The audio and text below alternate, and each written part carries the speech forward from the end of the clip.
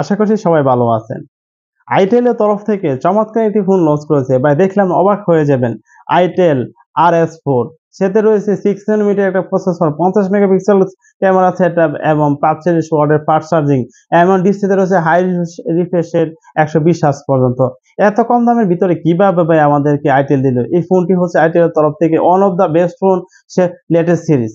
সেটা হচ্ছে গেমিং এর একটা প্রসেসর দিয়েছে, গেমিং এর বাপসাপ দিয়েছে। সেক্ষেত্রে আপনাদের ফ্রি ফায়ার গেম, পাবজি বলেন, তারা যারা আমরা লাভার আছে, আমাদের যদি বাজেট 10 থেকে 15,000 হয়ে থাকে, সেক্ষেত্রে এই ফোনটা আমরা সংগ্রহ করতে পারি। আমাদের জন্য one of the best phone হতে পারে বাংলাদেশ মার্কেটে, এত কম প্রাইসের ভিতরে, এই দামের ভিতরে। তো চলুন ফোনটি আমরা আনবক্সিং করে নিই। প্রথমত ফোনটি খোলার পর দেখেন, ফোনটি দেওয়ার পর যে বক্সটা যেটা দিয়েছে সেটা একটা গেমিং গেমিং টাইপের।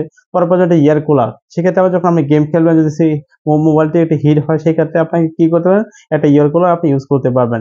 এর টেম্পারের জন্য আপনি ইউজ করলে সেভাবে যে ফোনটি একটু ঠান্ডা রাখবে, টেম্পার একটু হিট কম হবে। তারপর রয়েছে একটা ইউজার ম্যানুয়াল গাইড, তারপর রয়েছে USB to type C cable, 45 ওয়াটের ফাস্ট চার্জিং, এবং সর্বশেষ হচ্ছে একটা ইয়ারবাডস আপনি পেয়ে যাবেন। যদি আপনি প্রি বুকিং করেন, বড় বড় ইউটিউব চ্যানেলে রিভিউ করে থাকেন, তাহলে কি পেয়ে যাবেন, একটা ইয়ারবাডস সাথে ফ্রি পেয়ে যাবেন। সবকিছু ওভারঅল মিলিয়ে আমার কাছে ফোনটি ওভারঅল যথেষ্ট বেস্ট ভালো লেগেছে। ফোনটির ফিটনেস হচ্ছে, ওয়েট ডিস্ট্রিবিউশনটা হচ্ছে 200 গ্রামের আশেপাশে, এখানে বলা হয়েছে 198 গ্রাম, কিন্তু আমার যেহেতু আপনাকে ব্যাক কভার ইউজ করতে হবে, সেক্ষেত্রে আপনার 298 গ্রামের আশেপাশে হতে পারে। আর ফিটনেসটা হচ্ছে 8.2 mm।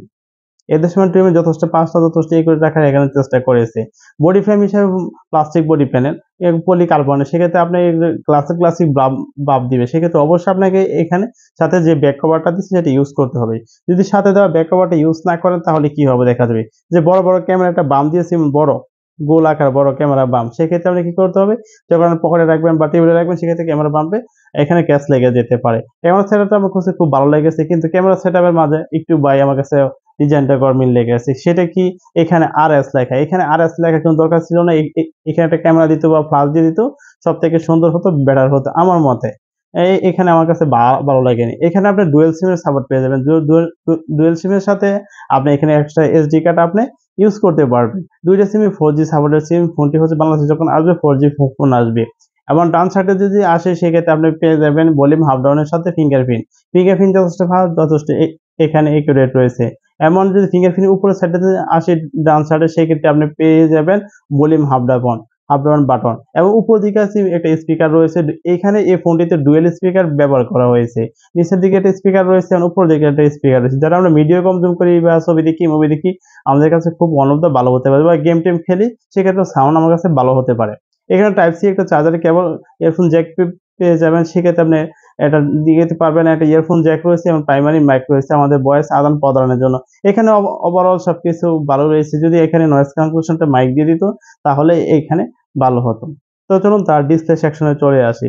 এখানে IPS display 120 hertz refresh rate রয়েছে। 120 high refresh rate. Display size হচ্ছে 6.5 ইঞ্চি একটা ডিসপ্লে। আর PPI হচ্ছে 269 নিটস।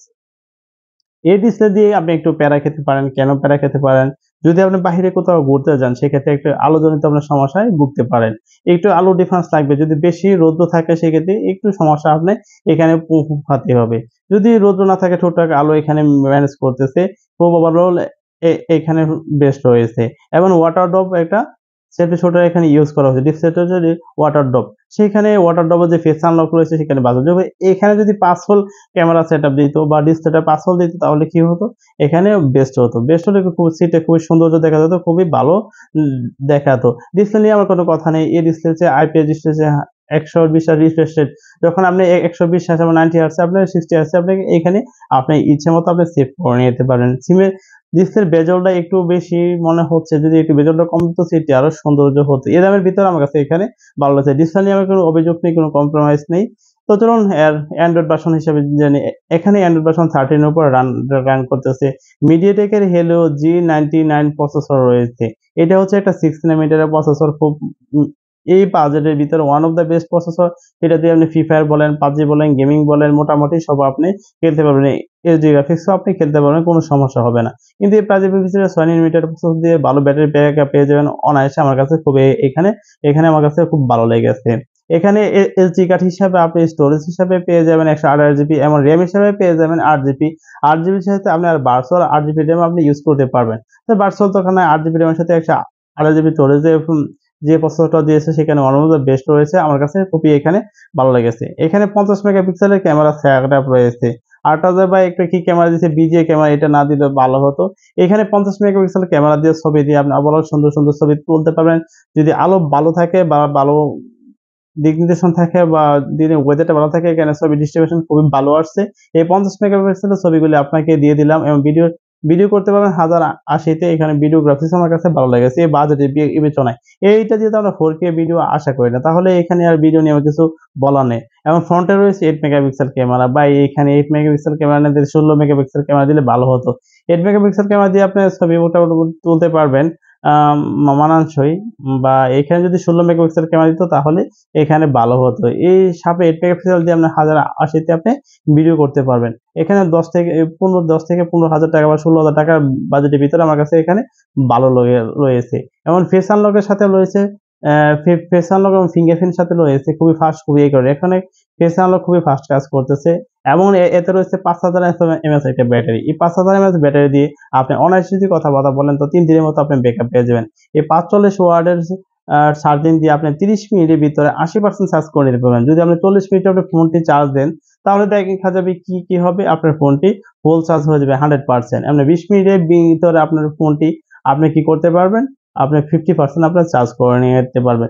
এখানে চার্জারের দিক দিয়ে এবং কি ব্যাটারির দিক দিয়ে আমার কাছে খুবই ভালো লেগেছে, ডিজাইনের দিক দিয়ে খুব ভালো লেগেছে, দামের ভিতরে খুব ভালো লেগেছে। এখানে ক্যামেরা সেটআপটা একটু উন্নত করা দরকার ছিল। আমার ডিসপ্লে নিয়ে কোনো অভিযোগ নেই। এখানে একটা নয়েজ ক্যান্সেলেশন মাইক দেওয়া দরকার ছিল। এই ফোনটি কাদের জন্য? এই ফোনটি হচ্ছে যারা দীর্ঘদিন ফোনটি ইউজ করবেন বা চিন্তা করছেন যে একটা ফোন কিনবো 2 থেকে 3 বছর 4 বছর ইউজ করবো, তাদের জন্য ফোনটি ওয়ান অফ দ্য বেস্ট হতে পারে। প্রসেসরও ভালো আছে, ক্যামেরা মোটামুটি ভালো আছে, সব দিক দিয়ে আবারও এখানে বেস্ট রয়েছে।